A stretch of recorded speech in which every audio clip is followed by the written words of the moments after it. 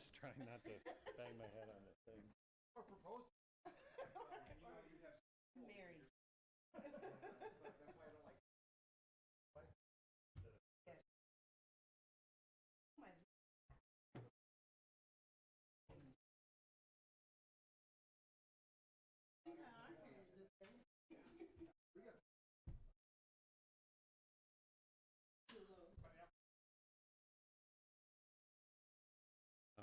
Oh, there you go. I didn't know that had a power button.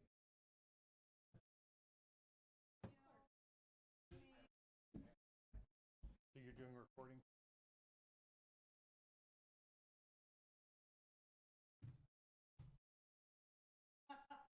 Don't want to see us.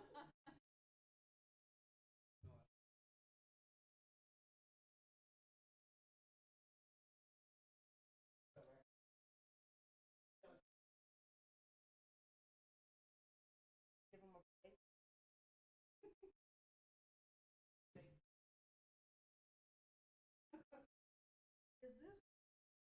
our official? Yeah, in the past. We use that as our official. How are you?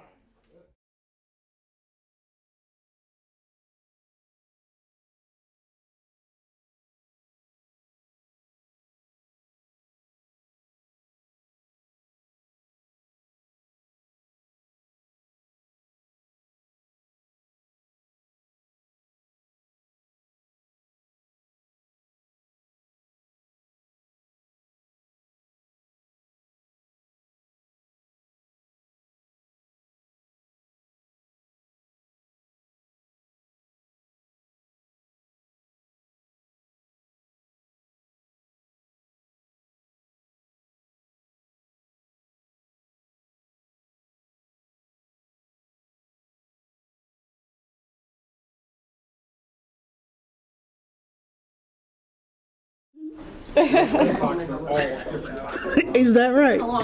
There's a internet clock that sings This is a creative way to start the meeting. Just keep turning the clock. I like that. Is that what Steven's doing? Now we're doing forward. Now we're late. Now we're late, yes.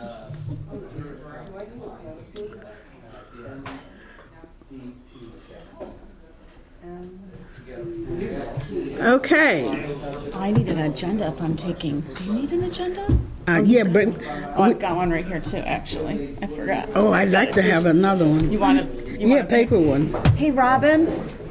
Let me go get one for us both. Try not to steer you on.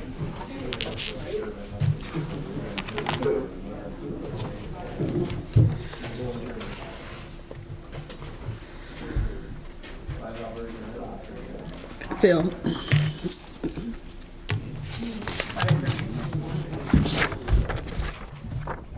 Oh, thank you.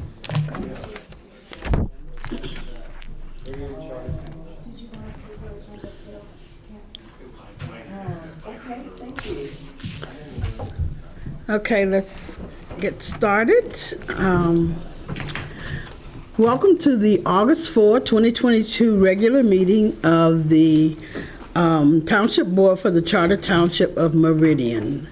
I'll call this meeting to order, and if you will join me, we will stand for the Pledge of Allegiance.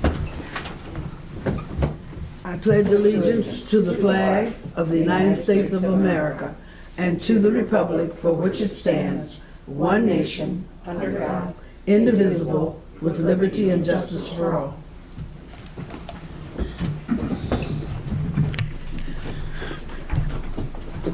The next item on our agenda is a roll call vote, and I believe Clerk Guthrie will take care of that for us this evening. Supervisor Jackson. Here. Treasurer DeShane. Here. Trustee Hendrickson. Here. Trustee Wilson. Here.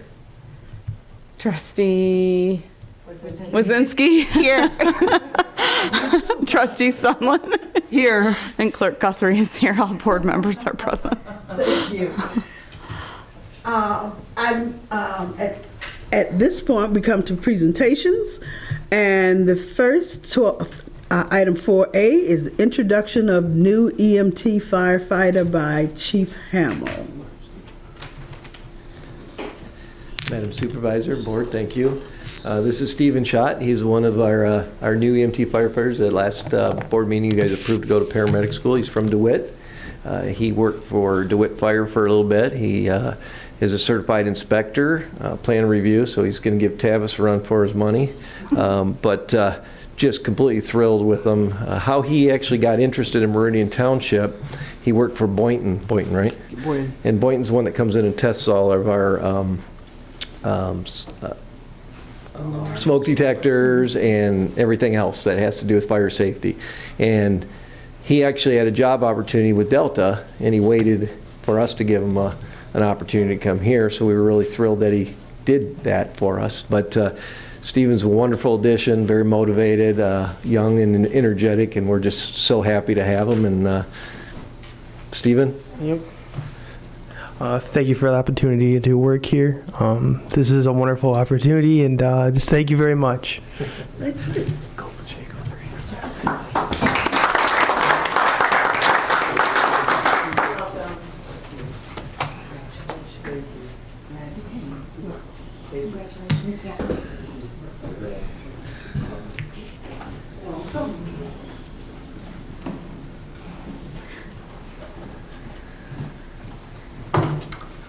Item 4B is a 2022 August primary election report from Clerk Guthrie. Thank you.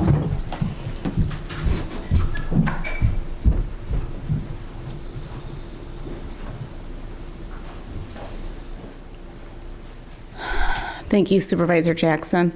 I don't know how to zoom in on the end. Thanks, Stephen. Thank you. Appreciate that. Man, I used to set this up all the time. How easily you forget, right? It's been a few years.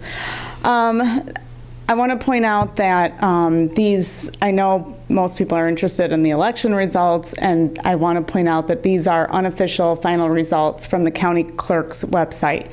And so anyone can go to the Ingham County Clerk's website to the elections section and look up these results. And so these are not final, and I did not include the write-ins for these results. So in August, the August primary, you can see that this is kind of see-through. It's kind of hard to see. So for the county commission race in the 12th district, there was only one candidate for the Democratic side of the ticket and the Republican side of the ticket, and you can see how many votes each of those candidates received, and they ran uncontested. In the Ingham County Commissioner 13th district, there were two candidates, and so one of those candidates will move forward into the November election, and then the Republican candidate ran uncontested. And then the Ingham County 14th district, you can see there were two Democratic candidates for that position, and only one will move forward. And then in the 15th district, in the 14th, there were one Democratic and one Republican, and then in the 15th district, there were two candidates in the Democratic race, and one will move forward, and then there was only one candidate in the 15th district. For Township Supervisor race in Meridian Township, no surprise. We knew that there were a few write-ins, but not enough to make a difference. In the Meridian Township trustee race, people couldn't vote for more than two candidates, so we're not surprised by this as well. So congratulations to all three of you. Thank you. And then the Meridian Township marijuana proposal questioned. There were 6,145, this is unofficial until these are unofficial final results, 6,145 total yes votes and 6,159 total no votes. And the Meridian Township Community Services millage, there was 9,613 total yes votes and 2,489 total no votes. And then the Hazlet Public School Sinking Fund, 2,629 yes votes and 1,451 no votes. And the county proposal for the Capital Area District Library had, in this obviously countywide result, almost 34,000 yes notes and 15,500 no votes. I do want to report that the Election Commission had made a recommendation to the Township Board to move some of the polling locations out of the school districts, out of Hazlitt School District and out of Okemos School District. We received several positive comments from our chairs, co-chairs, and election inspectors for the new locations that they are at. We received one complaint from someone that they did not know where they were supposed to vote and that we did not inform them of where to vote. We do want to assure the Township Board that we did send out a voter ID to every single resident in Meridian Township, and that we did send out information via the tax bill to every resident who receives a tax bill in Meridian Township, and that we also posted this information on the Township website and the Communications Department. Well, basically, they posted on the website for us, and that they posted this several times on the Township Facebook page and on other various social media sites. So there was no shortage of information, and we followed state law in regards to notifying residents of the new polling locations on their new voter ID information. So we were glad to receive the positive feedback from the election inspectors. There was one precinct in regards one polling location that received negative feedback, and that was the location on Hamilton Road.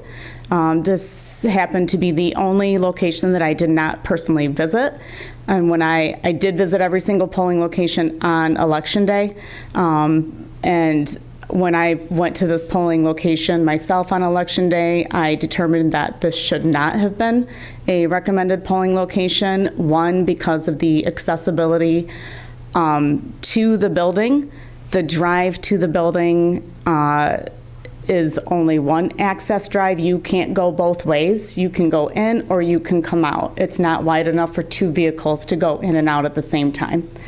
When I entered the building, I have high sinus issues myself, so when I entered the building, it was much like my reaction to the Wardcliffe building when I went in there, and we went and evaluated the building in the winter, but in the summer when I went and evaluated Wardcliffe when I visited on the polling location day, there was a high mold smell, and we knew immediately that we could not return. I had the same experience with this building. And if I had been the person who went there and visited the location myself, I would have not recommended that. So my apologies for that, and that is one location that I would recommend that we do move, and we do have some options that we are looking at. Other than that, I got to give a lot of kudos to our election inspectors and to our chairs and our co-chairs. We were not the only jurisdiction that had struggles with finding election inspectors. You have to have a Republican and a Democratic chair and co-chair at each polling location. We are not the only jurisdiction that struggled to find an even balance at polling locations. We worked night and day to find election inspectors to have an even balance at our polling locations. And I think that they really stepped up to the plate and met the challenges that were faced at our polls on Election Day. There were several voters who appeared at the polls and wanted to spoil their ballot. More than what I've heard has been seen, and I attended the Board of Canvasser meeting yesterday, and I did hear several comments of the Board of Canvasser saying, wow, there's a lot of spoiled ballots here. And so when you spoil a ballot, the voter comes in and says, I want to spoil my ballot. They can do it on election day, they can do it before election day.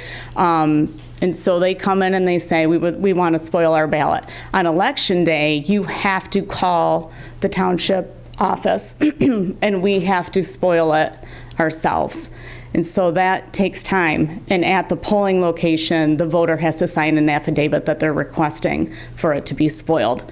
And so I virtually sat, if I took the call, I virtually sat on the phone until I heard that the voter signed the affidavit before I actually spoiled it in the qualified voter database from that the state of Michigan and clerks maintain. So there were quite a few of those. So there were a lot of challenges. I spoke with most of the chairs today on the phone, called them individually.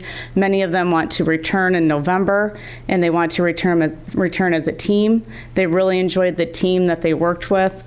I've spoken with County Clerk Barb Byram, and there were some deficiencies organizationally and with the training that was given to our election workers, and we will be working with County Clerk Barb Byram to improve those trainings for our election workers. I will say that, we had many cancellations last week. I talked to some other clerks and they had the same issues, and so there was, a steep learning curve at the end of the day for many election inspectors. The other main issue that we had were the e-poll books. This is a statewide issue. I know that County Clerk Barb Byram is highly upset about the e-poll books, and she made a statement as such at the Board of Canvassers meeting yesterday. The e-poll books went down several times statewide. This cost staff a ton of time, and our poor staffer, Zach Lemaster, which is probably at home resting, was running around to all these precinct locations like a champ, trying to get these e-poll books to work. He did not know that this was a statewide issue. He contacted the county, so he's thinking it's a township issue, that maybe he messed up. He called the county and they said, no, it's a statewide issue, much to his relief and our relief. So I know that that County Clerk Barb Byram will be addressing this with the state of Michigan. So I don't know. That's basically my report. I don't know if you have any questions or do you take questions during presentation? Well, we have and we will. Okay. Trustee Wazinski. Thank you. Thank you, Clerk Guthrie. I know this was your first election, and I know how much time you put into it, being on the election commission and making sure the new jurisdictions were appropriate and most feasible for the residents, given that we have new districts. So I appreciate that. 2 questions, and this is just my ignorance, but a spoiled ballot, why would that happen?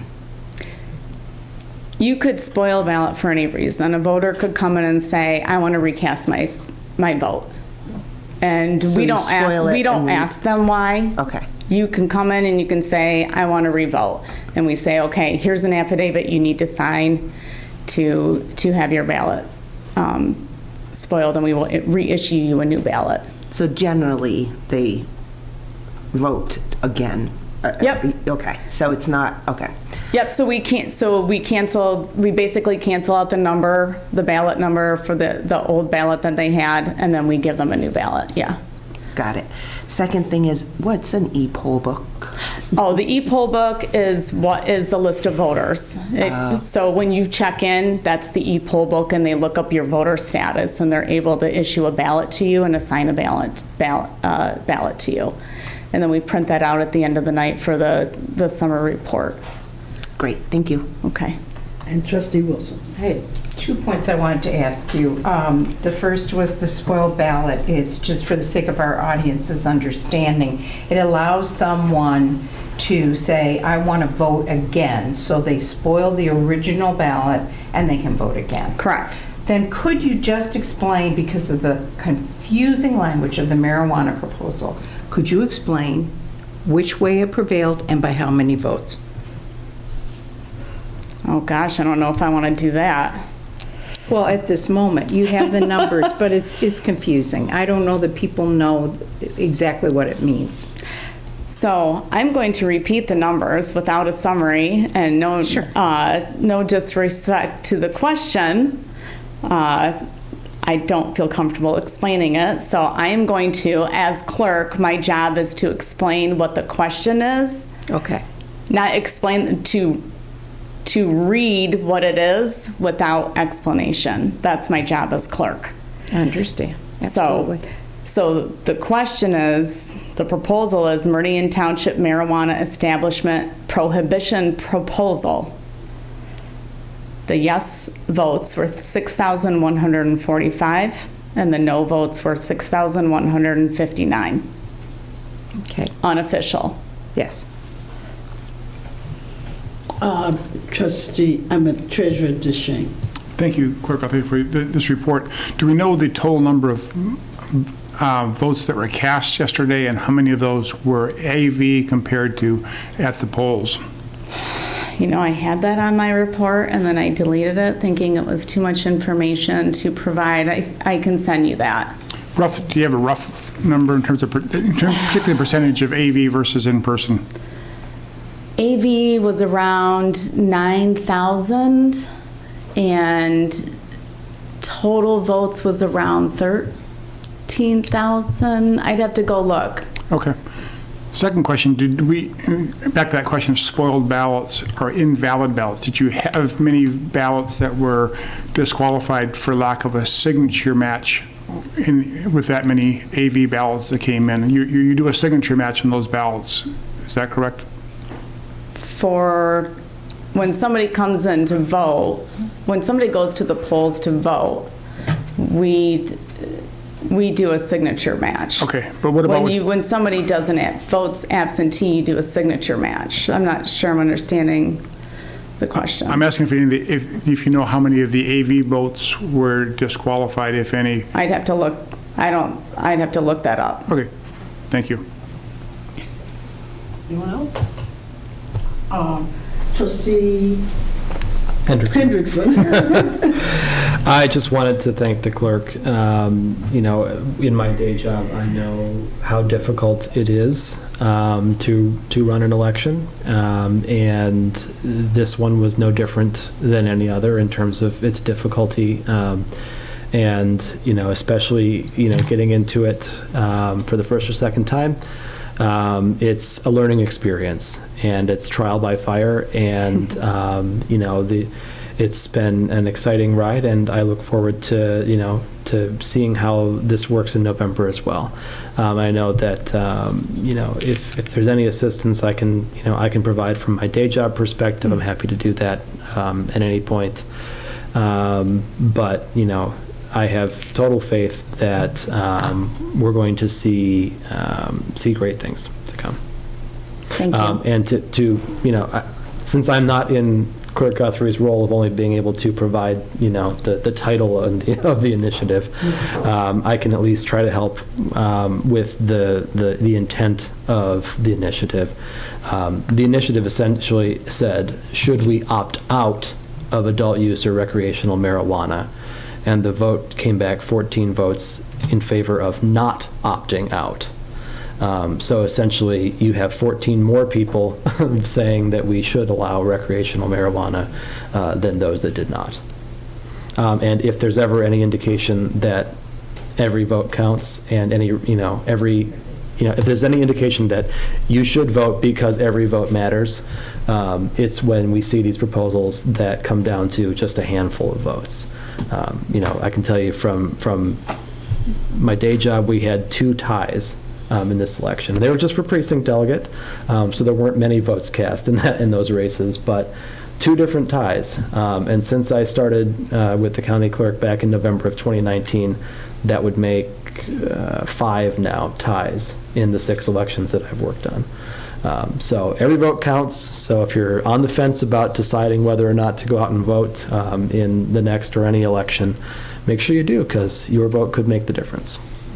That's an important comment, especially with Treasurer Deschamps' question about signatures. So while I would have to look at the number there were several absentee ballots that were returned without a signature. And we received over 1,500 absentee ballots on Monday and Tuesday, the day before the election, on Election Day. There is zero time for our office to contact every voter who did not sign their absentee ballot. So if you send it, I kept stressing, send it in early. Sign the back of the absentee ballot. If you don't do that, your ballot doesn't count. You have to sign the outside of the envelope. And so that is a very important question.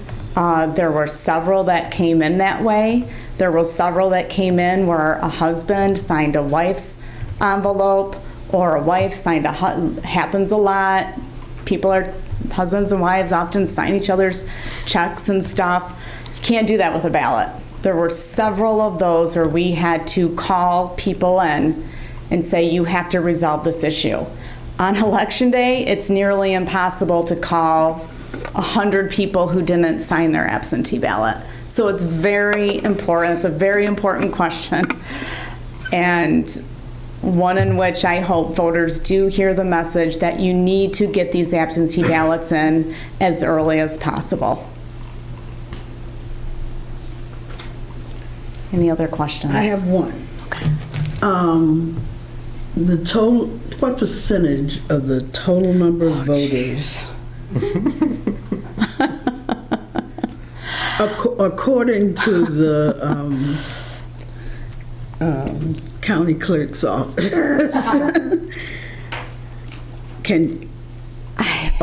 you can get back to us on that. Yes, I will get back to you on those total numbers. Okay, because I've been hearing that in some places there was record turnout. Oh, well, and I was wondering if I didn't think what I saw was record, but it was pretty high for a primary election in Meridian Township. It was pretty high for a primary election, and I can tell you that there were certain precincts that had almost 60% voter turnout. I did look precinct by precinct, and I did look at the total number, but I was actually more interested in the precinct by precinct number, especially given that we had moved our precinct polling locations. And I wanted to make sure when I looked at those precinct by precinct numbers that where we moved those polling locations were sufficient to meet the needs of voters. Okay. And so my job as clerk was more interested in, are we meeting the needs of our voters at these polling locations? So I looked into those numbers more than I did the actual total vote. Okay. So I did notice that there were certain precincts that had 40%, 50%. I was very surprised, 33%. It was a wide range of voter turnout. But I don't know if Trustee Hendrickson looked at those numbers at all in your day job, but I didn't specifically look at those and I can get that to you. But sure. I was more interested in the precinct totals, to be honest. Thank you very much for all of your hard work in carrying off this election. Thank you. And your staff. We come to item number 5. Citizens address agenda items and non-agenda items. I don't see any citizens in the room, so we will move on to item 6, the township manager's report, and I presume tonight that will come from Assistant Manager Opsman. Correct. Good evening, board members. Supervisor Jackson, how are you doing this evening? So to attempt to answer Treasurer Deshane's question as best as possible on the percentage of absentee voting, if you look at the 2 ballot proposals, the 65.63% of votes cast on Proposal 1, the marijuana proposal, were absentee, and 65.79% of votes cast on the community services millage were absentee. 12,554 votes cast, but that was a quick tally of the precinct results, and 12,300 votes on Proposal 1, 12,102 votes on the Community Services millage. And we have had over 13,000 votes in the past 2 primaries, so not record turnout for Meridian Township, but roughly double what we saw prior to 2018 and 2020 primary elections. So very high turnout and continued very high absentee voter participation as well. So today we did have the bid opening. I sent the board an email shortly before the meeting began.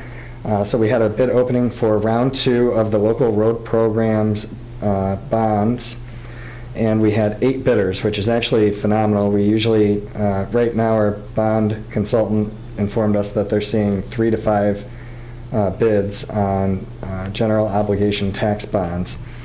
So we had a roughly double the number of bidders that most are seeing right now.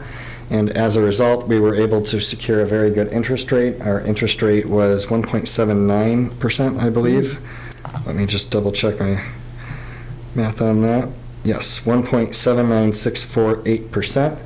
Our first round of bonds, the board members that were here in 2019 will recall that we received a 1.35% interest rate on those bonds. Obviously, interest rates are up right now, but we were very happy with both the number of bids and the interest rate that we were able to secure. The high point on the bids was 2.104% interest. So we also had a pretty wide gap on the bids. One update for the board, MSU to Lake Lansing, Phase 1. We have cleared all of our hurdles now officially with MDOT for the federal TAP grant, and we are hoping that MDOT will assist us in getting that to bid this month. Due to the federal TAP grant, we do rely on MDOT to bid this project, so we are somewhat at their mercy on the schedule. The hope is that we will bid this project and secure our contractor by September, and we would like to get the abutments to the river for the bridge behind the MSU Community Music School in before the temperatures drop on us. That way we can install the bridge in the winter months so long as the contractors don't have any supply chain issues with the bridge and the materials. Phase 2 of MSU to Lake Lansing will also likely go to bid in August or September. So Phase 2 is the phase from Grand River Avenue near Park Lake to Okemos Road near Gaylord C. Smith Court. That phase we will be bidding internally with the township, and we are doing our final engineering review of that project.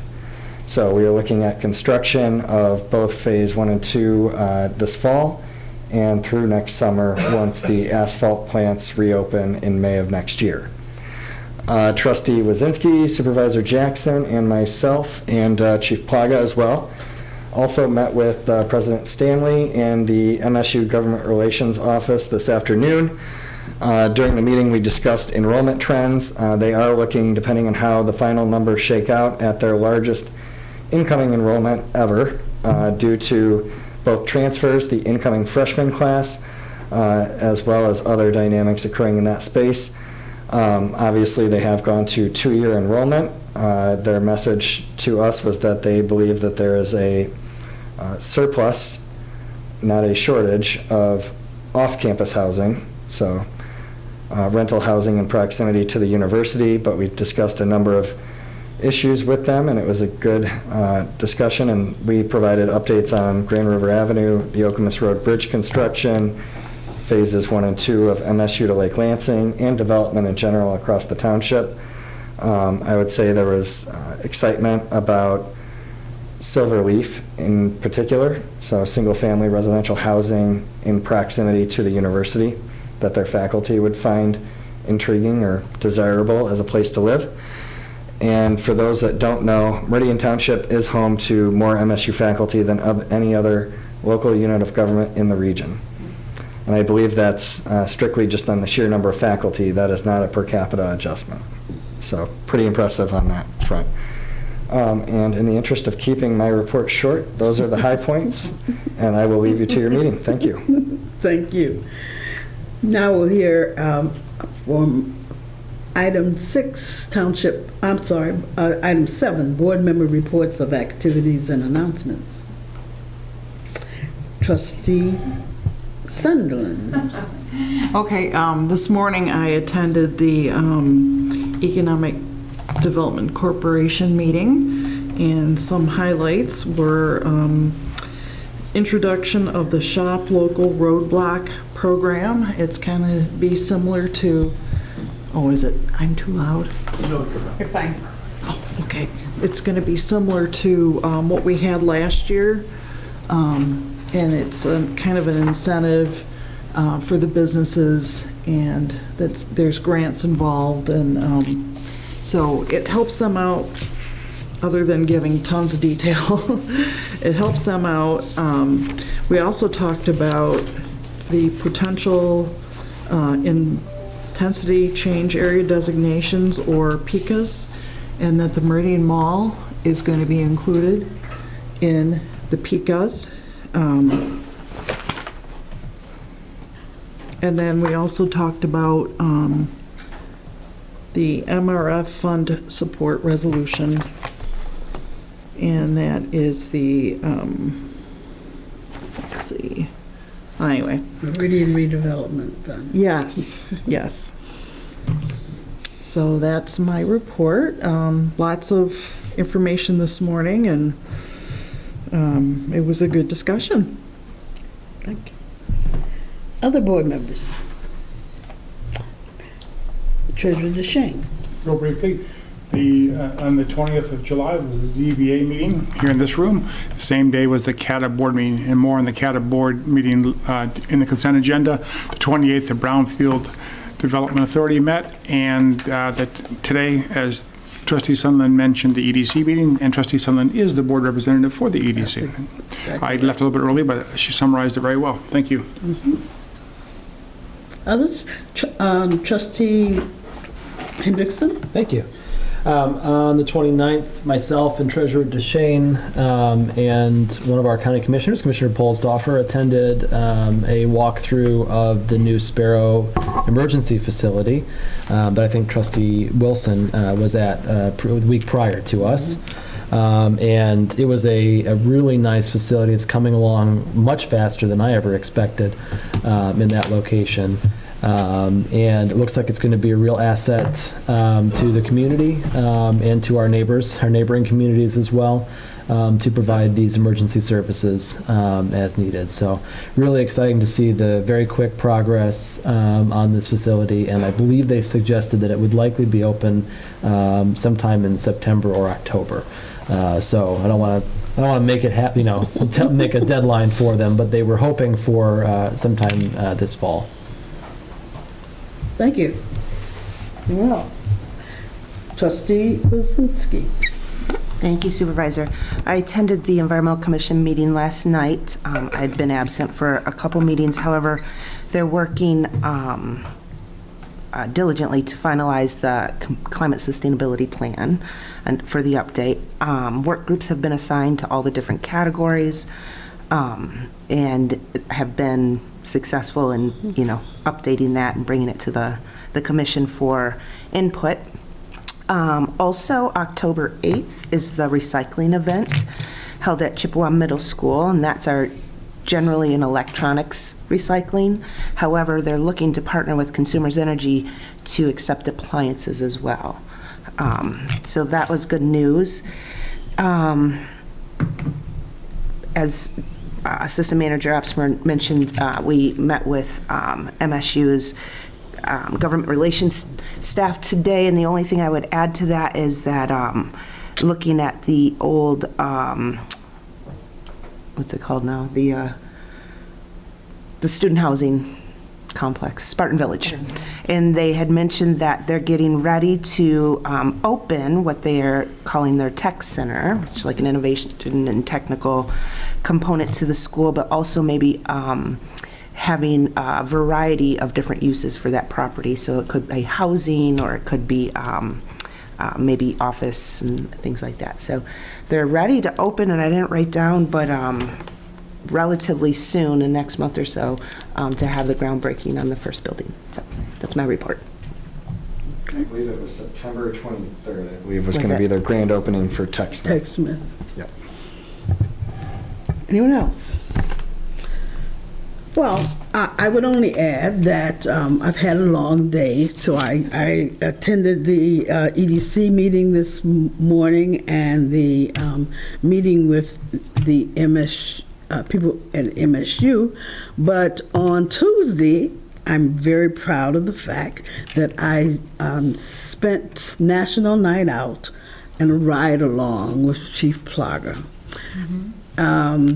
I like to think about it as my belated ride along from my classes in the Citizens Academy, but he doesn't quite like that idea. He says you can ask anytime.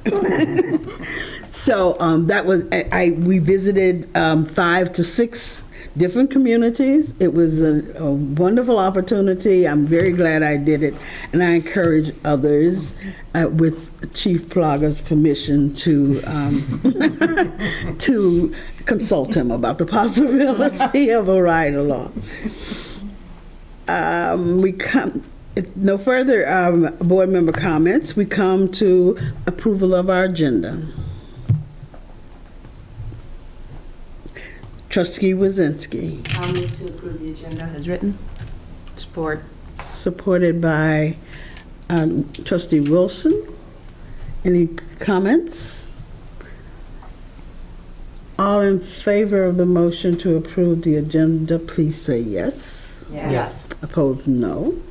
The chair votes yes, and the motion passes. We come now to item 9, which is the consent agenda, which includes communications, bills, and, as Treasurer DeShane alluded to earlier, proposed cattle route and service changes. Treasurer DeShane. I move approval of the consent agenda as presented. Support. Which second did you hear? I heard Trustee Wilson first.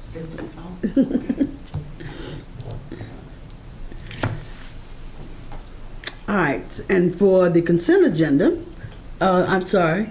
I'd just like, if I could make a comment there about the CATA changes. Oh, please. You'll see in there are 3 pages explaining the proposed changes to CATA's routes that are impacting Meridian Township. Bus 24, which is East Lansing and East Lake Lansing. There's a minor change there, moving off of Saginaw and Alton and staying on Hagedorn and Bertram. Also a change to the 26, Abbott Chandler. But the really remarkable one I want to point out is the holiday service that CATA is going to be offering. Typically, CATA has been closed on 7 major holidays, that being New Year's Day, Easter Sunday, Memorial Day, Independence Day, Labor Day, Thanksgiving Day, and Christmas Day. CATA is really trying to be more of an adaptive company and even investigating micro transit, which is essentially Uber and Lyft style model. Well, they've taken that up with this holiday service. They're going to offer a ride for $250 anywhere in the CATA holiday service region, which is essentially most of the CATA service area if you look on the last page for that map. So will begin this year with Thanksgiving and available to our residents. You do not have to have a special qualification as you do for a paratransit ride not E-Tran. Yeah, just thank you. So open to all the residents in the CATA service area. So that will begin this year. So it's exciting advance in service by CATA, who's being led very ably by our executive director, Brad Funkhauser, who's really bringing some innovative ideas to CATA. Thank you for that explanation. Trustee Sunderland, did you have information to add? I was just going to mention, in the invoices, I noticed that Brightline had like 115,807 invoice, and I thought, you know what? We're started. We're getting started on the Brightline improvements. So that's all I want to point out. All right. That, and I don't know if Steve has anything to add on that, but it just is exciting. Mr. Gibbies, would you like to add a comment? Supervisor, board members, yeah, we're really excited about everything that's happening right now. That is the first invoice on the first purchase order of probably 4 or 5 that we will have in 2022, and even more to come next year. That's a big project for us with a lot of delivery dates that are coming over the next 12 weeks or so for that first round of equipment, and we've already started on the next batch as well. So my team's digging into all those pieces and starting to put hardware in place, mount it, and reconfigure networks. Things are moving right along. We're very excited about the project. Yep, Great. Very exciting. Other comments? So this item requires a roll call vote. Clerk Guthrie? Supervisor Jackson? Yes. Clerk Guthrie votes yes. Treasurer DeShane? Yes. Trustee Hendrickson? Yes. Trustee Sunland? Yes. Trustee Wazinski? Yes. And Trustee Wilson? Yes. Motion carries Thank you. unanimously. Thank you. Item 11 is our public hearing for the evening, Plan Unit Development number 22-14. The project we've been introduced to by Mr. Schmidt, and we will ask him to introduce it again before we open the public hearing. Madam Supervisor, thank you very much. The request in front of you this evening is for 3560 Hewlett Road, commonly known as the Netzloff Farm property. Jim Jaguar has option to purchase the property and is planning to save the historic house and place it on a new individual lot and then parcel off 5 other lots to build new homes on. The homes would be similar in size to the homes in the surrounding Meadows subdivision. The applicant is utilizing plan unit development approach, which does have 50% or more of the property set aside in open space in perpetuity, in exchange for allowing them to slightly reduce the lot sizes, which makes them roughly consistent with the Meadows, which was developed under a similar process. Staff has reviewed the proposed PUD and has raised no major concerns. I will say that we did get one comment late this afternoon from the neighbor who sent the same comment to the Planning Commission, and I believe we've reached out and discussed this with him previously, that we will be addressing stormwater and nothing will happen on the site until we can confirm through the Drain Commissioner's approval that water will not be going into his property, but they will be roughly similar in height in the end. But the final engineering has not been completed. That's the kind of detail we will go through during the site plan review of the process. I would be happy to answer any questions either now or during the action for this item, but this is a public hearing. So if there are any other comments, this is the time for me to step aside. So we will hold our questions and comments until later. But at this point, we'll open the public hearing at 6:45 p.m. Is there anyone here from the public who would like to speak to this public hearing item? PUD 22- Thank you. Hi. Would you give us your name? I'm and address? Tomas Brown from Coldwell Banker. I actually, our firm represents the Nemitz family over there on Hewlett Road. And we're in the process of, obviously, with a purchase agreement with Jim on this. And we're in full support of it and have been trying to sell this property for over 8 months and have obviously struggled with the way it's being sold now because of the way it's located as far as a farm within the city. And this was our idea that this was the best way to obviously be able to do something on this property.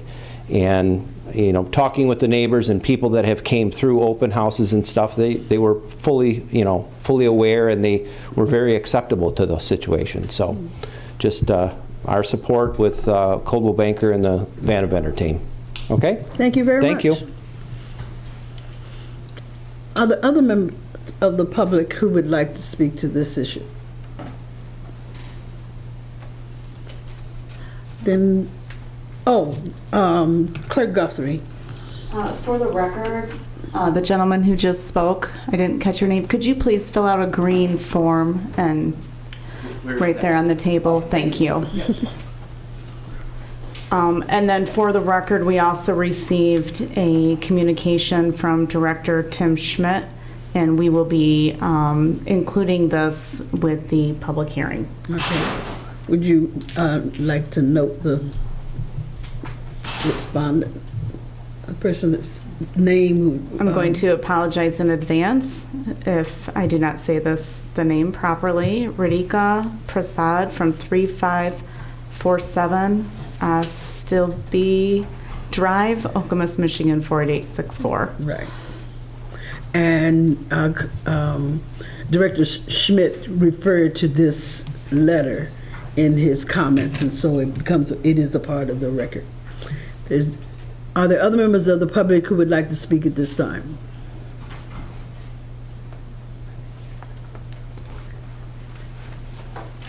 I believe that's Mr. Jaguar. Would you like to speak at the public hearing on this item? Yes, I would. Would you give us your name and address? My name is Jim Public hearing is Jaguar. still open. Yes, my name is Jim Jaguar. I live at 16900 Pine Hollow Drive in East Lansing. And I'd like to speak in support of the PUD development of Hewlett Road.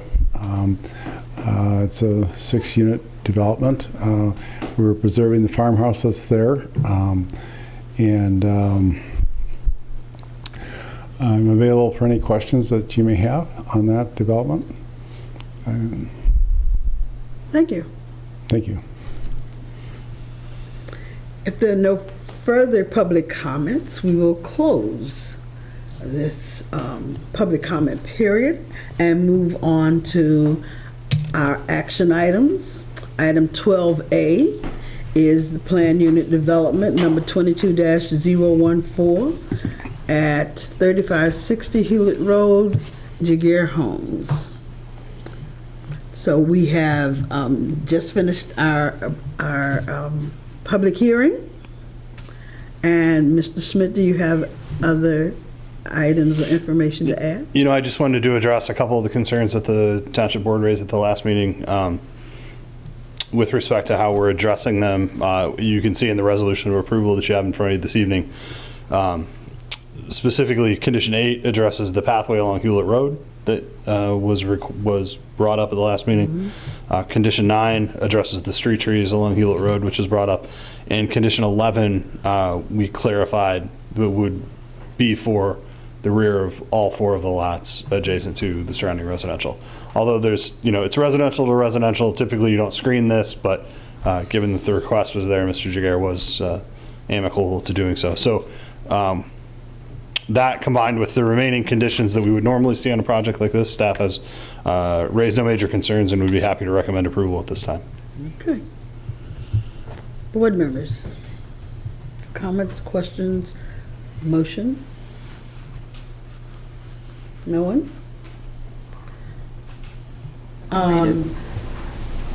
Trustee Sutton. Motion to adopt the resolution approving the planned unit development request from Jim Jaguar for the redevelopment of the property at 3560 Hewlett Road. Support by Trustee Wazinski.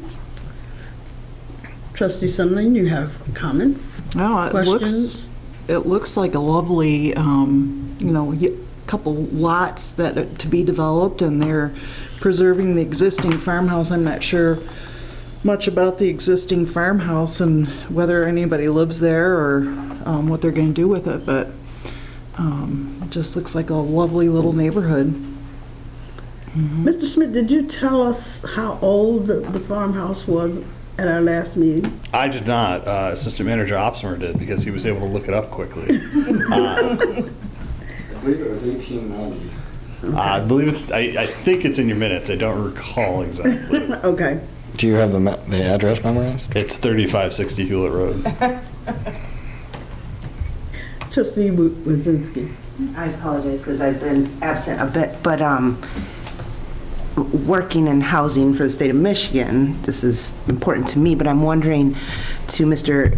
Jaguar, why did we choose to preserve the farmhouse and make sure it stays on that property? I decided to do that. I reviewed the property, looked at it, it's in really good condition. It's a one-owner property, and it's very, very habitable. So there really wasn't anything I would have to do to it. I could resell it to someone else. So I think it'd be nice to have it in the community and keep the preservation. So the plan is to occupy? Yes, that is correct. Yep. Okay, thank you. Treasurer DeShane. I think the preservation of the existing farmhouses makes this one of the more desirable projects we have. We don't really have much of a sense of history in this country. We like to tear everything down and start over again. And of course, that is not true in everything we do, but that has been a tendency with development. And this is a project that preserves an 18th century home, certainly the 19th century home, which is remarkable. And I applaud the applicant for doing that. And it sounds like it makes good business sense as well for you. So it's a win-win. Thank you. Well, 1870, I'm being told. I beg your pardon? 1870 is the year of construction. 1870? Per our assessing records. Great. Thank you, Madam Supervisor.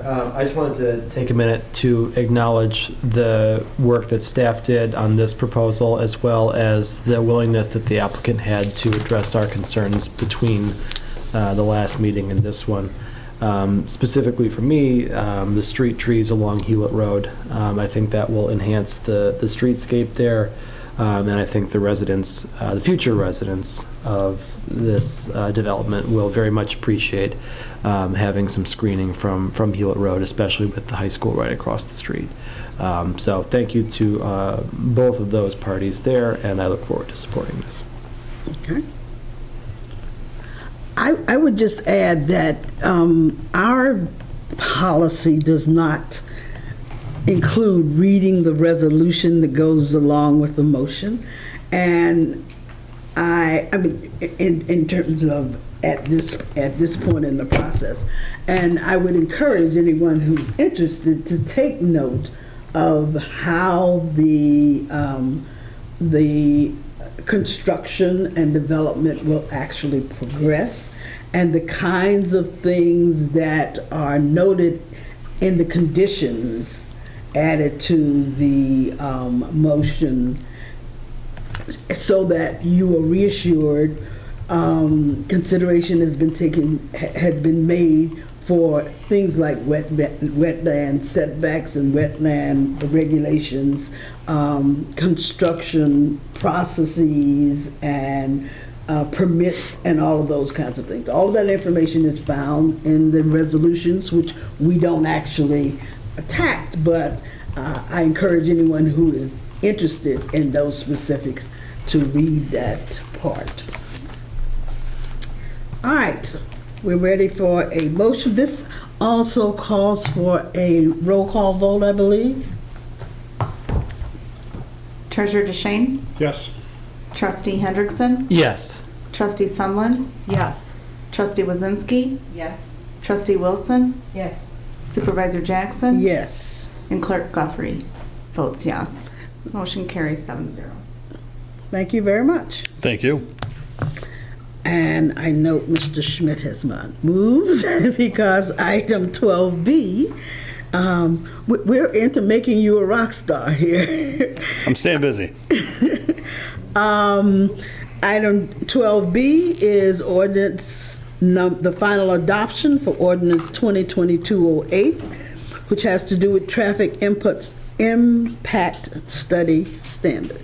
Mr. Schmidt. Thank you, Madam Supervisor. The ordinance in front of you, as we've discussed previously, would standardize and put in one location all the standards for traffic impact studies or traffic assessments in the township for future projects. This is a somewhat pro forma ordinance in that we're not making any major changes. The sort of policy change was made with the MUPUD ordinance that was adopted. We're really bringing the rest of the ordinance into compliance with that at this point.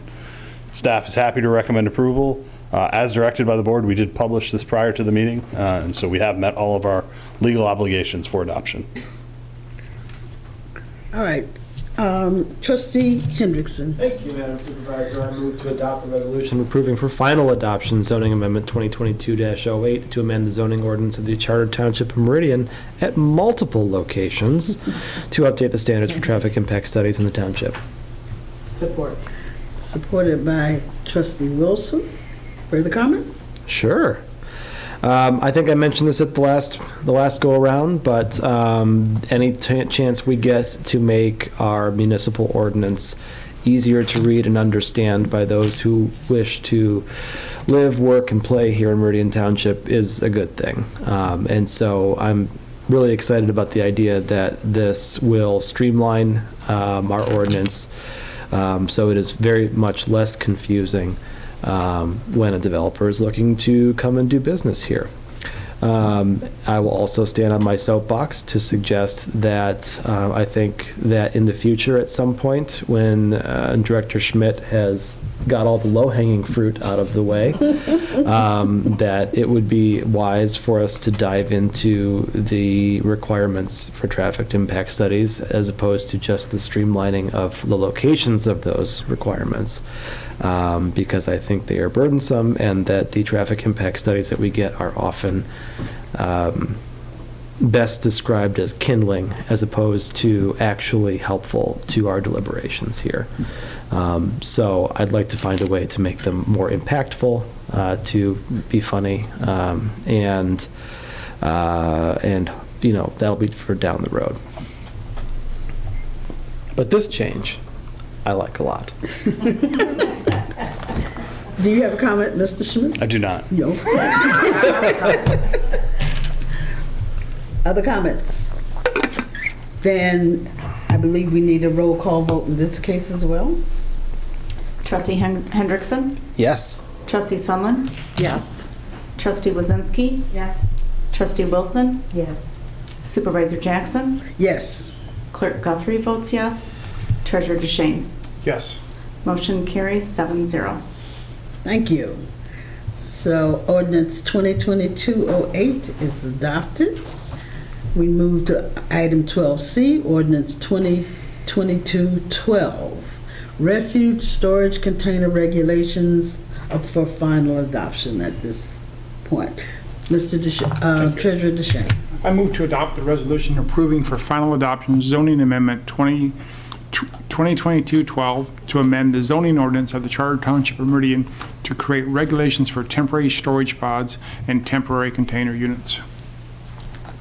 Support. Mr. DeShane. I think this is a timely amendment to our zoning ordinance. 10 years ago, you didn't see pods out there. We see a lot of them now. And it's the new way people are moving and rehabbing and doing lots of things. So the technology has changed. I think these pods overall are improvement. They are very helpful to homeowners.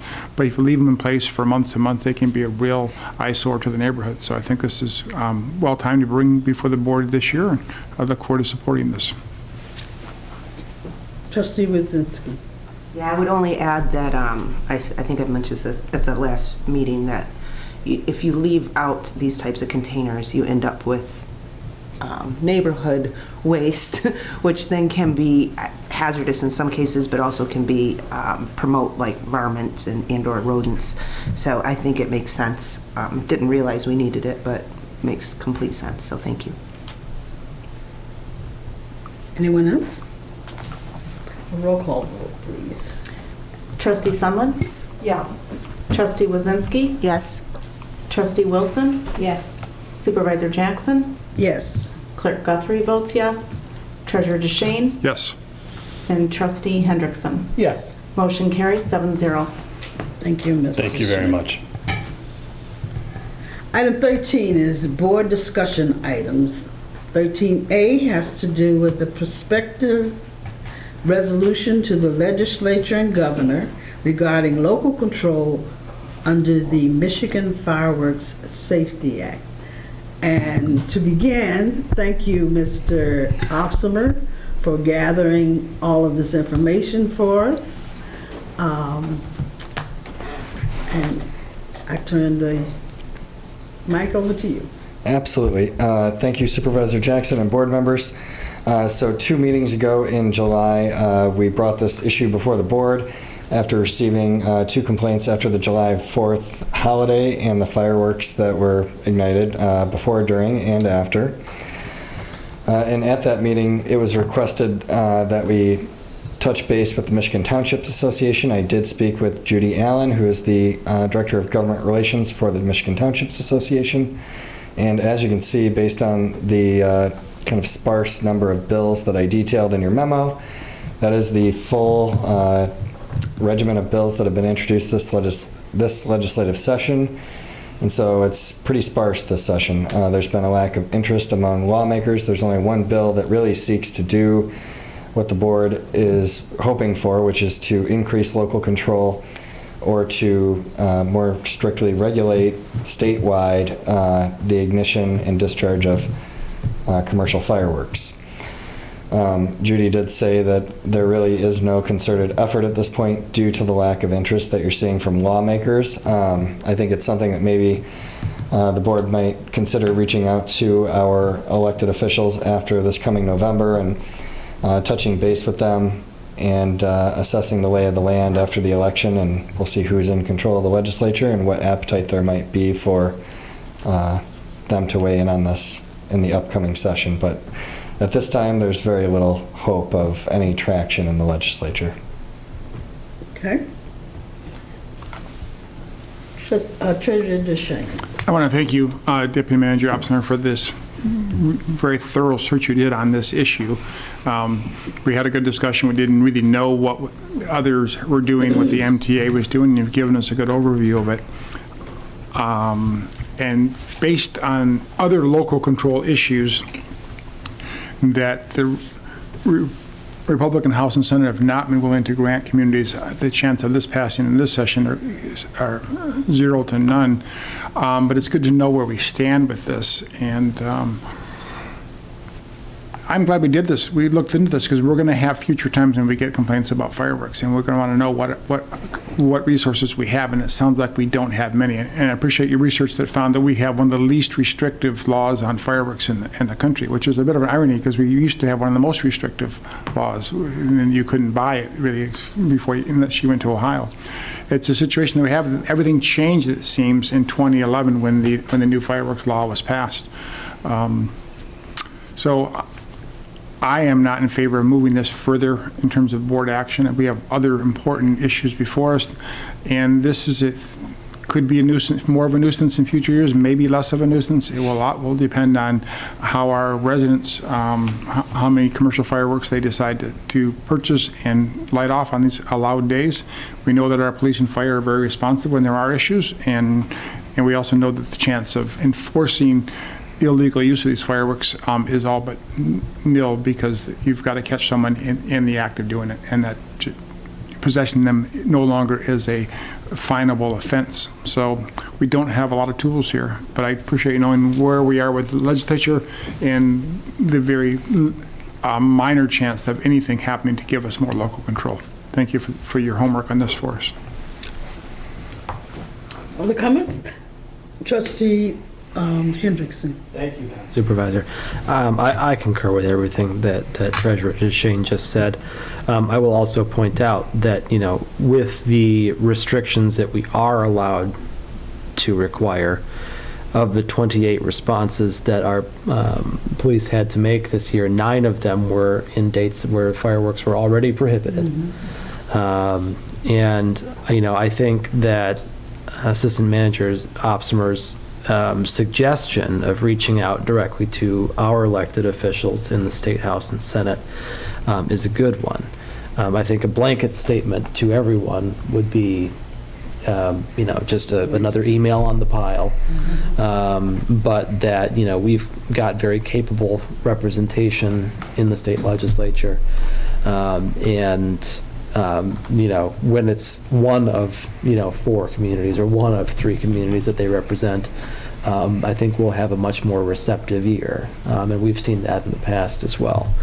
I think it's also incumbent upon us as community leaders to urge to our residents to please be respectful of your neighbors. And, understand that there are, while it may not seem like it necessarily, there are restrictions on when you can and cannot set off fireworks. And at the very least, we'd ask that you contain those to the prescribed allowable times. And if a neighbor comes to you and says, hey, I'm a veteran and I've got, this is triggering to me, or I've got a dog who, reacts badly to the sound of fireworks, be respectful to that neighbor, right? We can find a way to celebrate, in a patriotic fashion without causing, harm or stress to our neighbors. And I think that, it might be worthwhile for us to remind folks, come June, in our second meeting in June, that, this is something that we would ask of them. And in the meantime, we can speak to our representatives and our senators about, whether they have an appetite to pursue this, based on our experiences and the experiences of the communities that they represent. But I don't think there's much more that a resolution from this body would do at this time. Okay. Trustee Wazinski. I would agree with Treasurer DeShane and Trustee Hendrickson with mood not pursuing at this time. I did want to bring up, and I think Clerk Guthrie, you're the one that brought up this prior, but when and if we do revisit this, I think maybe we need to look into some of the other cultures and what they use as a celebration as opposed to the standard firework type celebrations that we may be used to in the States. So just want to make that a note if in fact if we do circle back. And then, and I may have missed this as well, but do we have, and the question is to Chief Plaga, do we have any safety metrics or any metrics that we've had where people have been harmed or animals have been harmed, or is it really a nuisance? It is typically more of a nuisance problem, a noise problem. There have been occasions, they are rare, where we've had injuries. I would defer to the fire chief for injury reports, but in the near, not too distant past, I cannot recall of any injuries, just noise and the veteran issue is a very big issue. Okay, great. Thank you. Thank you. Clerk Guthrie. Thank you, Madam Supervisor. To Trustee Wazinski's point, I did raise that at the previous time that we discussed fireworks. The only interest I have in seeing this return to the Township Board is to make it more inclusive of other holidays that are celebrated in Meridian Township.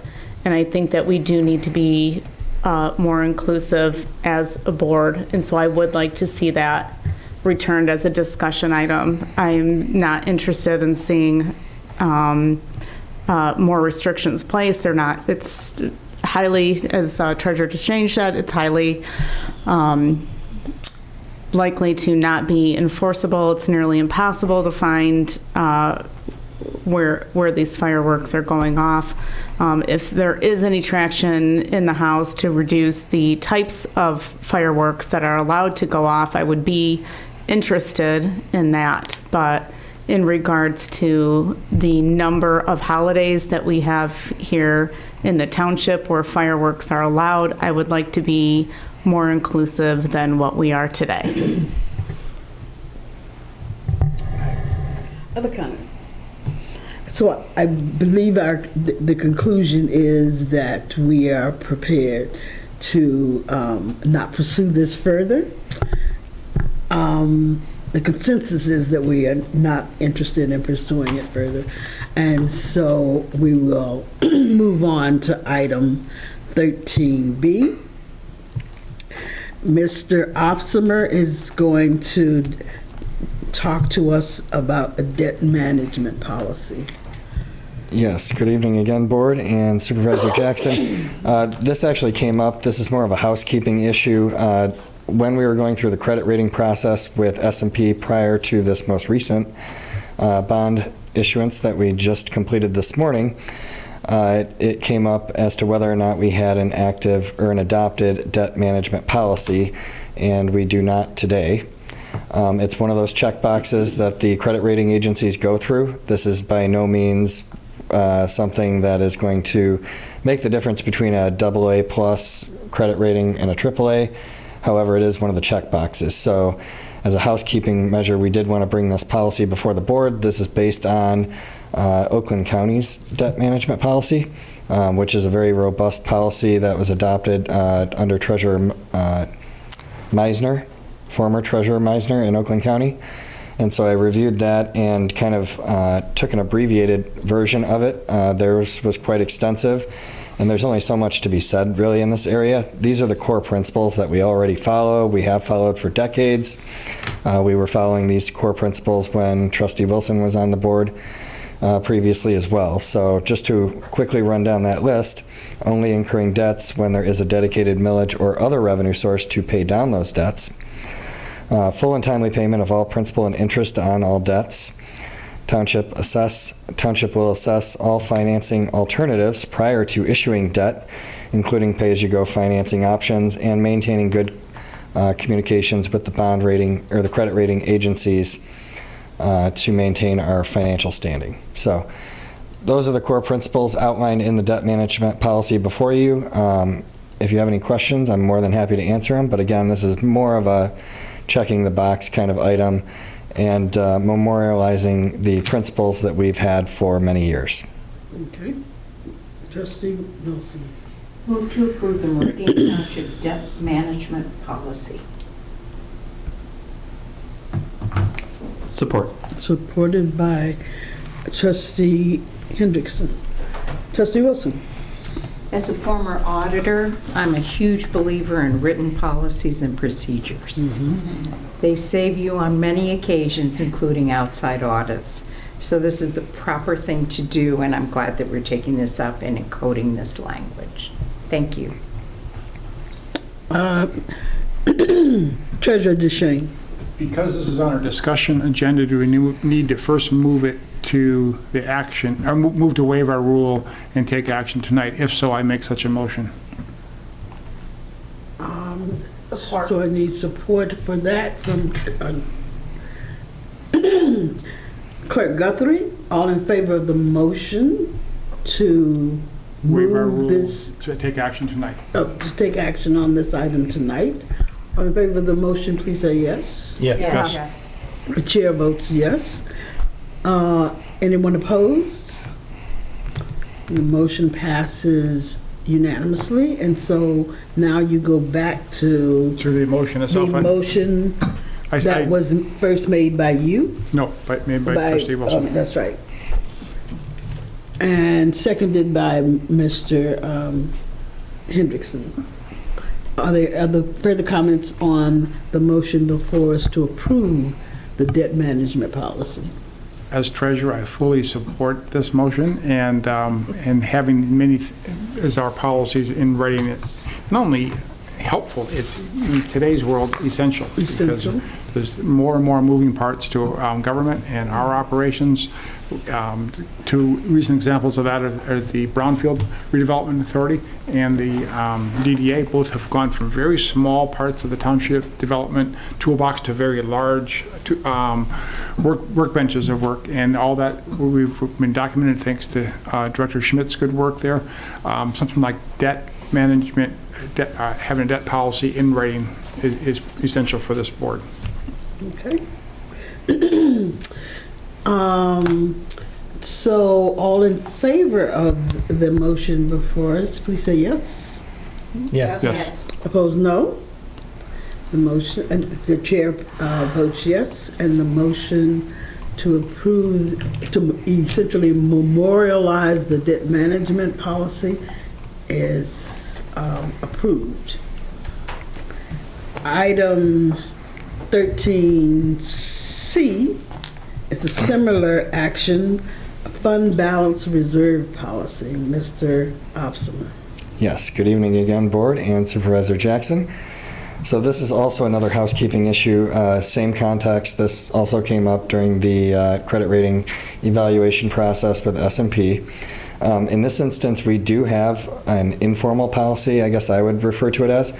It was actually Trustee Scales' proposal back in 2013 when the 2014 budget was being adopted.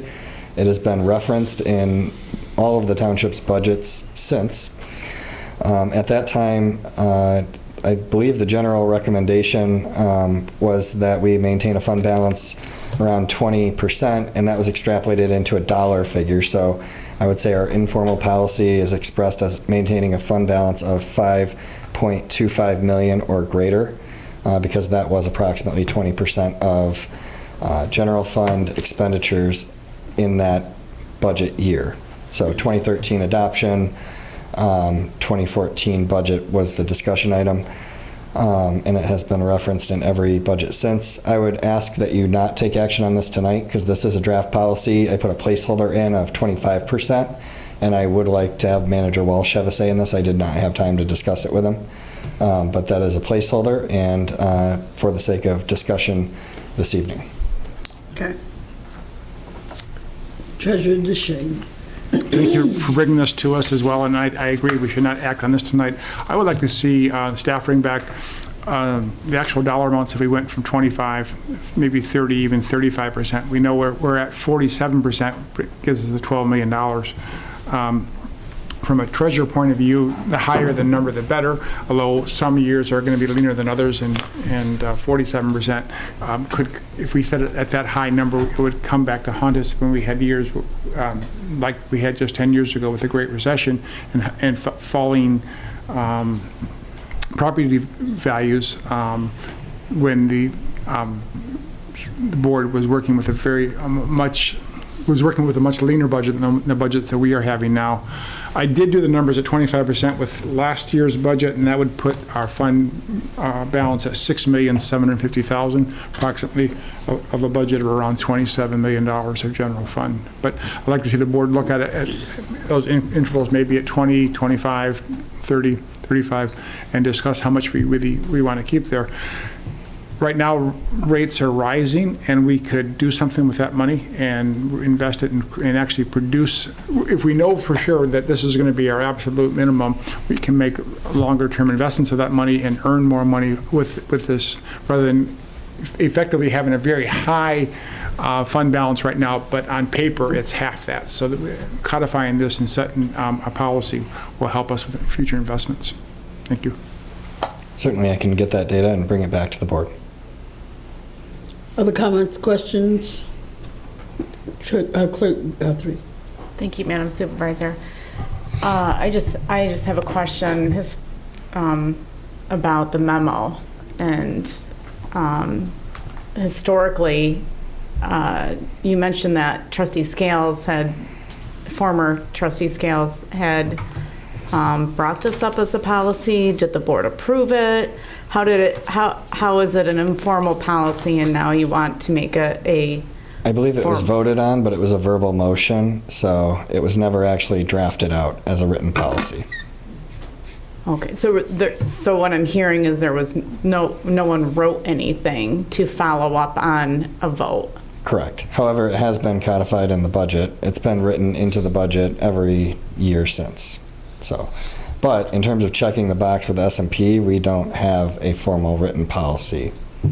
Correct. So, okay. Again, housekeeping where we're memorializing it into a formal adopted policy. Policies like this are there's brevity because there's not a whole lot to put to paper here. It's setting that threshold of fund balance to general fund expenditures. Okay, thank you. I was trying to have a better understanding of how that happened. Yep, that's the best I know. I didn't go back and consult the record officially. Okay, thank you. Trustee Wilson.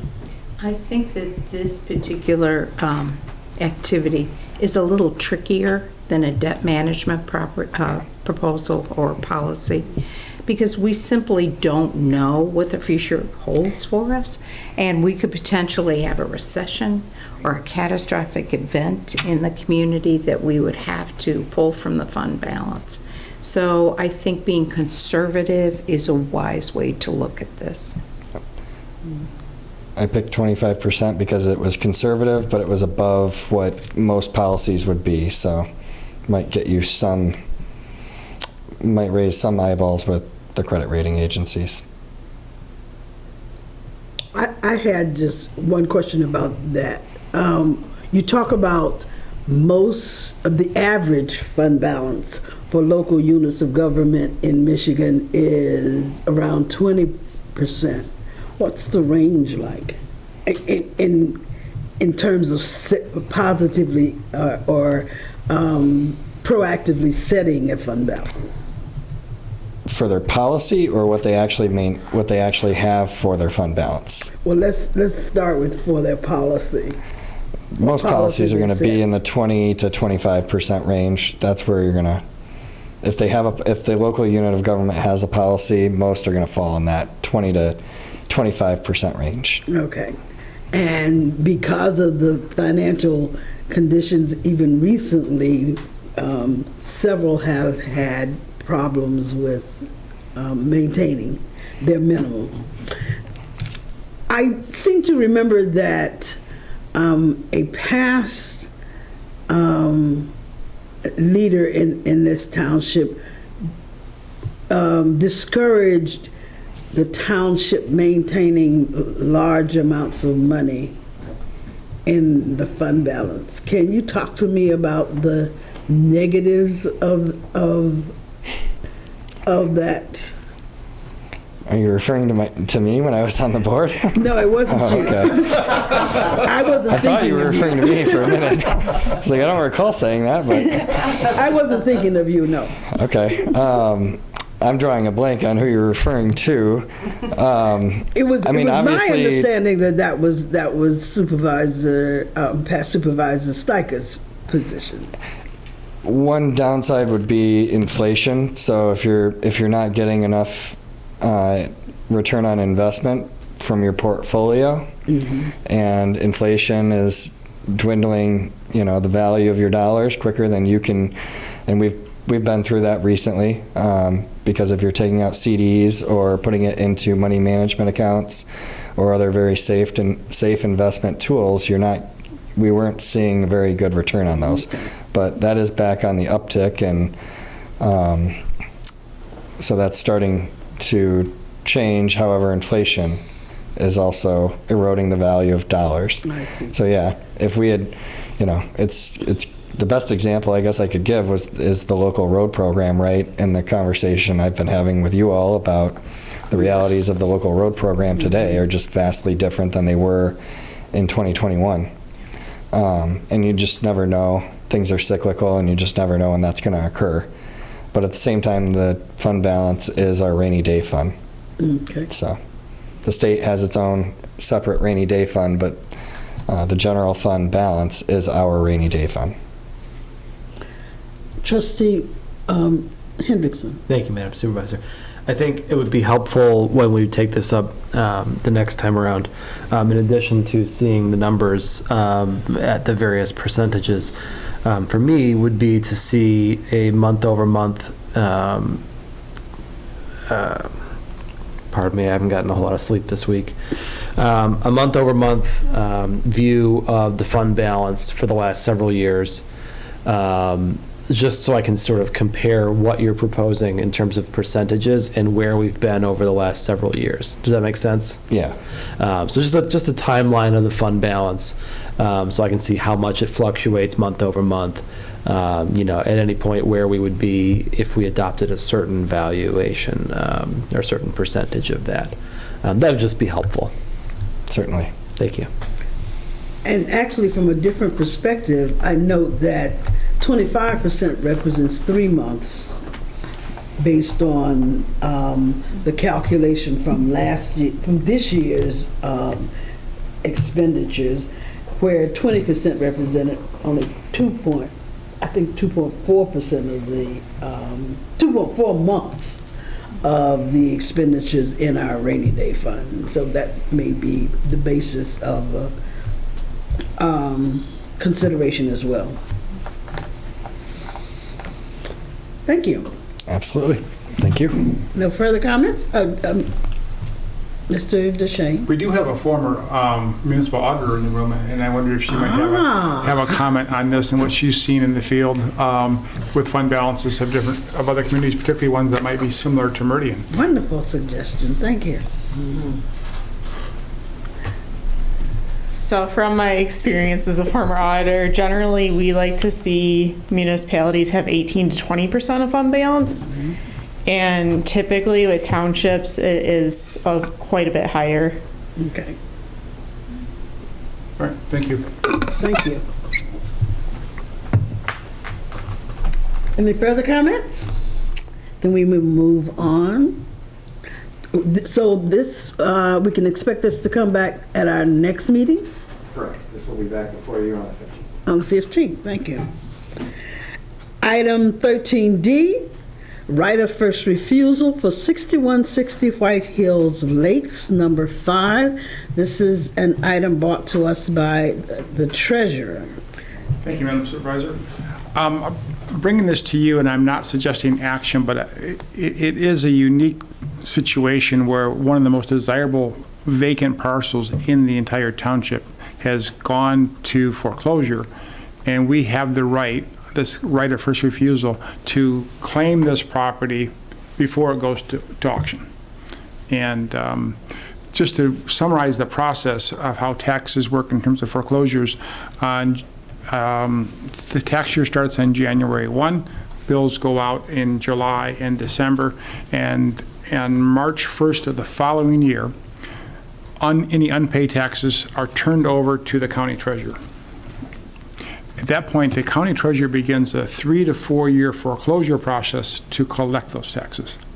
The county treasurer, we turned over around $200,000 in unpaid taxes this year to the county treasurer. They write us a check pretty quickly, and we're whole.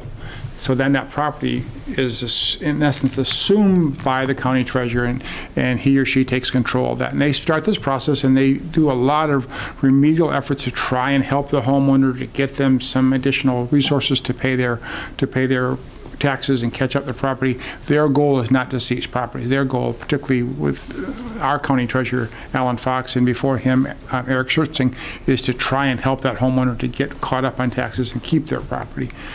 In some cases, the property owner has left town, they've abandoned the property, they just don't care, and so this process then takes 3 years, many notices to the property owner before, after 3 years, the actual foreclosure takes place, and the property is turned over to the land bank for an auction.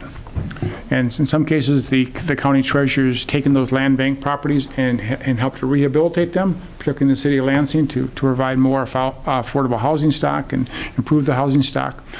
Those kind of land bank properties typically have not happened here in Meridian Township. We had a parcel 2 years ago, one off of Hatch Road, that was sold at the auction, and it was rehabbed pretty quickly. And because of our schools and the desirability of our community, our properties that get auctioned off Meridian Township go for a pretty high value.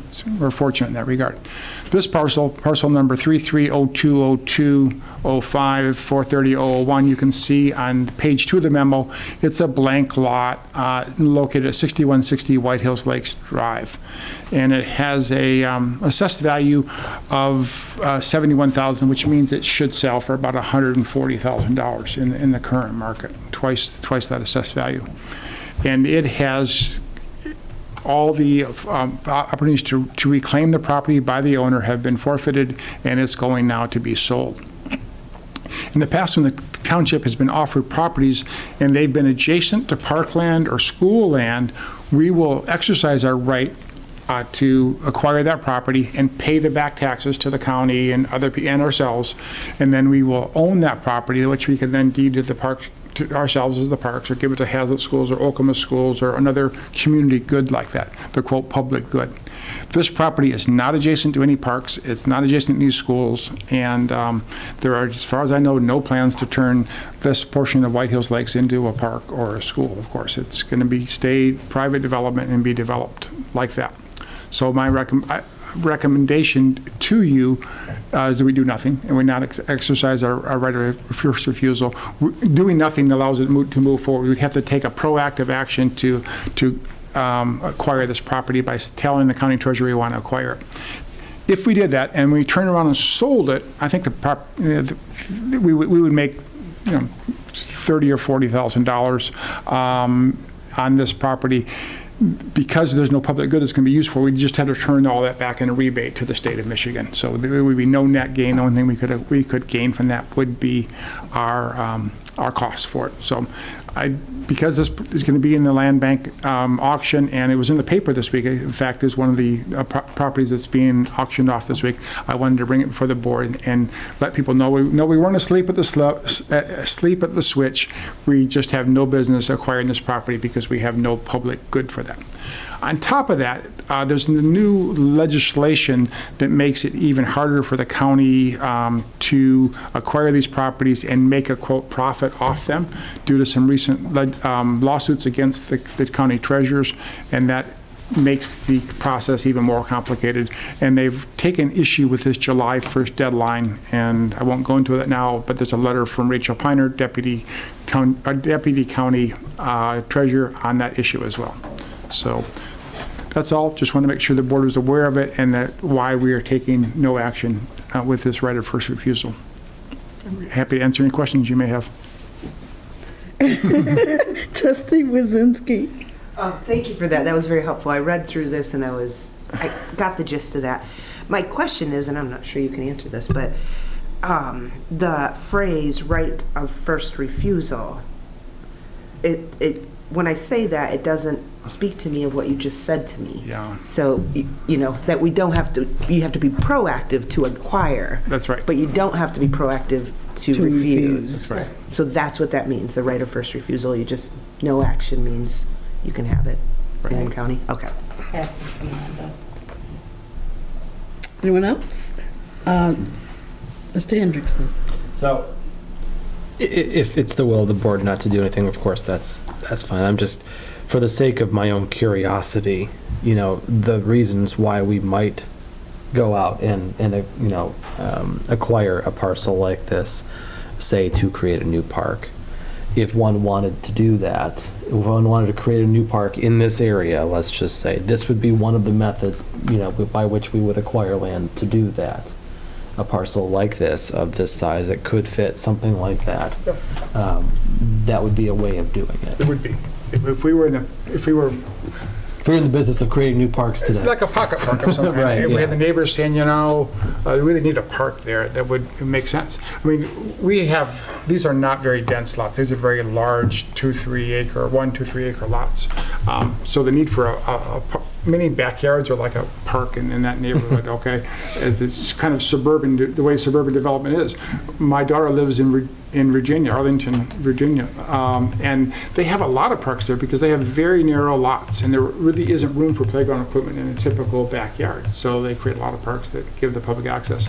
We have the opposite case here, where you have very large lots and people have plenty of recreation space on their own parcel. But you're exactly right. If we wanted to create a park there, and that was kind of part of our long-term plan, this would be an excellent opportunity for us to find that spot. Sure. Okay. Thank you. And Mr. DeShane, you are essentially recommending that this board do nothing. Do nothing. For several reasons. One of which I know is your conclusion that the best possible use for this piece of property is as residential, possibly a residential developed. Correct. According to our own master plan. Our master plan doesn't put a park on this area. If it did, then again, we would follow the master plan, if you will. But right now, this is all zone residential. It's part of the plan. These are some of the most desirable lots in terms of the value in the township. And so we should just step back and let the free market do its job to develop this. The other question that I had for the treasurer is, how did this happen? I mean, how would someone let a property worth $150,000 foreclose like this? And he said, as far as he knows, the owners are out of state and they are not responded to any of the communications they had. You know, there's lots of reasons what could have happened, a messy divorce or a partnership that went south, but he's had no luck at all in 3 years of locating or getting any response at all from the parcel owners. And it really doesn't matter after 3 years. At this point, it doesn't, no. If 3 years later, they've lost their opportunity to reclaim this property. Clerk Bethany. Thank you, Madam Supervisor. I'm trying to understand the timing of this all. So you said it's up for auction, it was in the paper, the township has right of first refusal. What is the timing of all of this? So when it comes up for auction, how much time does the board have to decide if they want to acquire? Are we past that time now with this particular property? No, we have up Okay. until the time of the auction to exercise it. They would have preferred to have heard from us by the end of July, but we haven't lost that opportunity to do it. So Okay. up until the day it's auctioned off, we still have that first right. Okay. And I'm not sure if you're able to answer this question. I know that our township parks and our board, we pride ourselves on having parks that are in certain walking distance. You know, do you know if there is a park in this area at all that's within walking distance of Meridian Township Park? I know we have several neighborhood parks and small little neighborhood parks here and there. Is there a neighborhood park close to this subdivision? Do you know that? As far as I know, there is not. Would be an underparked area of the township. If Director Maisner here, we could ask her if there's been any requests from the neighbors and homeowners around there for a public park. None that I have heard of, but you know, these are really large lots up there, and it's a pretty exclusive area, and as far as I know, there are no parks, and I don't know there's any request by any of the homeowners for a park there. And then I have another question. I'm not sure if you're able to answer this either. Maybe, I don't know if anyone's able to answer this. Do you know the topography of this? When I'm looking at it on the map, I mean, it looks rather, I can see it's a rather large lot. But it seems like it's a wetter area. I couldn't really tell from the description if there were issues on this property with flooding or anything like that. So it's got full curb and gutter. If you look on page 2, there's a picture there of the lot. It's a corner lot. yeah, I was looking at the satellite image, and it just seemed like on the satellite image that there was, I don't know. So I don't know if that's something that the board would look at, that, you know, if the Land Preservation Advisory Board, you know, I would want to acquire something like that. And, you know, so for me, I would have future interest for future properties to know if there's no park near the neighborhood for people to walk to, is that an interest that the board would have to contemplate having a neighborhood park for an area that doesn't have a park within walking distance? And then my other question would be, what is the topography of this? Is there an interest to have it as land preservation? I understand the financial, components of it and how it would benefit the township, but I also believe that neighborhood parks have a huge benefit to the township as well. And I live in an area where I have to walk quite a ways to get to a neighborhood park, and I'm not sure where anyone would walk to a neighborhood park from White Hills. So that would be my only comment, is that when it becomes available, I'd like to be able to reach out to the Land Preserve, to Director Maisner, and see if there has been an interest, like you mentioned, and know all the avenues surrounding the property. Well, it is scheduled to be auctioned off in September, so Okay. if we want to ask Director Mason those questions, we should invite her back and ask those. But Yes, we could. But I'm sorry. So we could ask her those questions without having to have her come to the board, correct? I can answer the questions. Oh. Trying to get your attention for a minute here. So we have constructed 2 new parks in the north end of the township. It's a little under 5,000 feet to walk. Where this property is located, it's located on the corner of the cul-de-sac that ends up at Saginaw and Park Lake Road. So when those trees were cut down a few years ago, there was a little bit of commotion over that. That's that cul-de-sac that winds off of White Hills Lake Drive. So children, if they were trying to get to, let's say, Newton Road Park on Lake Lansing Road, would take that cul-de-sac down, and then they would cross Lake Lansing and use the pathway system down Lake Lansing to get to Newton Road Park. And then there's also Towner Road Park that is slightly over just a mile, and we have the pathway system on Saginaw Highway, and we have the new crossing at Newton Road where we put in a pedestrian crossing in the median for safe access there. So I mean, our two newest parks are in the general proximity to this. But the one thing, Director Schmidt came and informed me of this, and when I looked at it, the parcel to the west is owned, it's a very small parcel, and it's owned by the neighborhood association.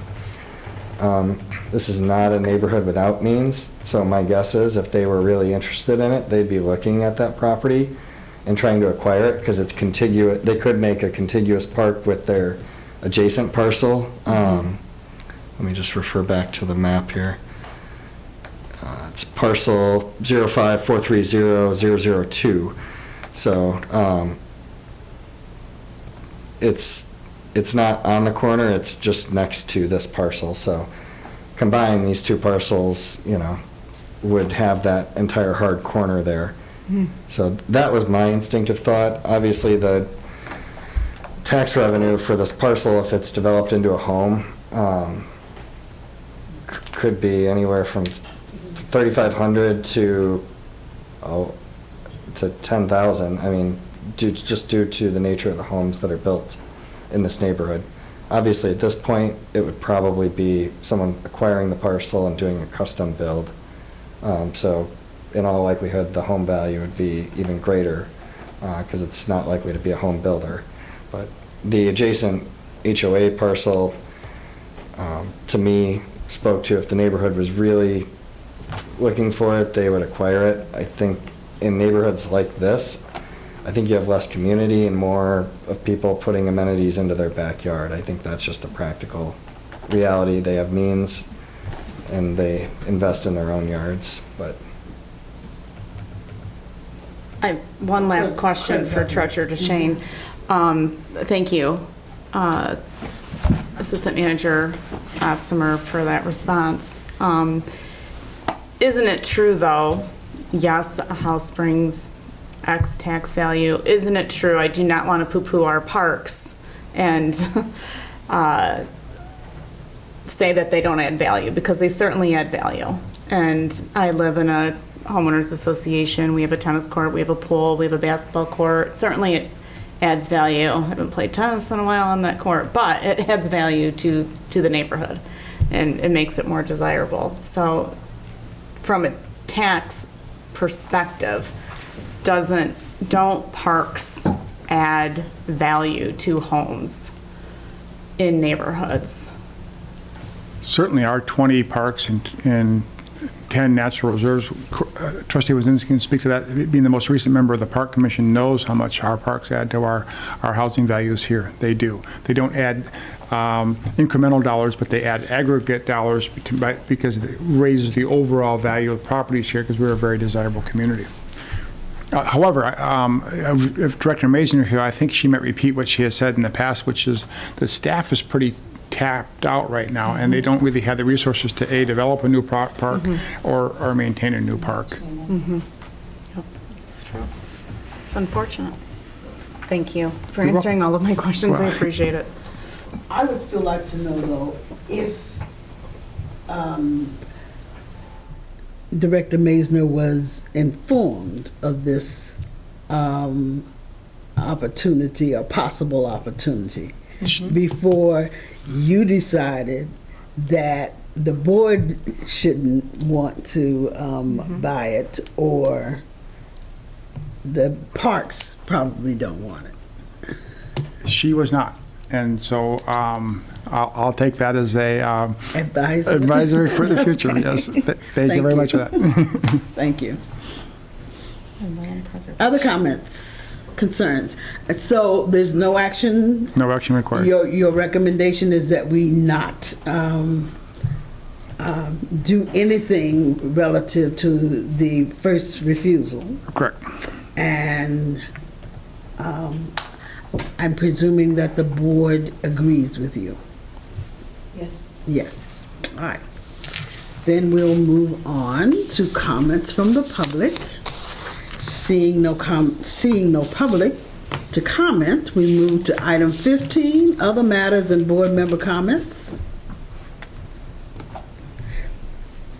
Hendrickson. Thank you, Madam Supervisor. I go back to my teaching.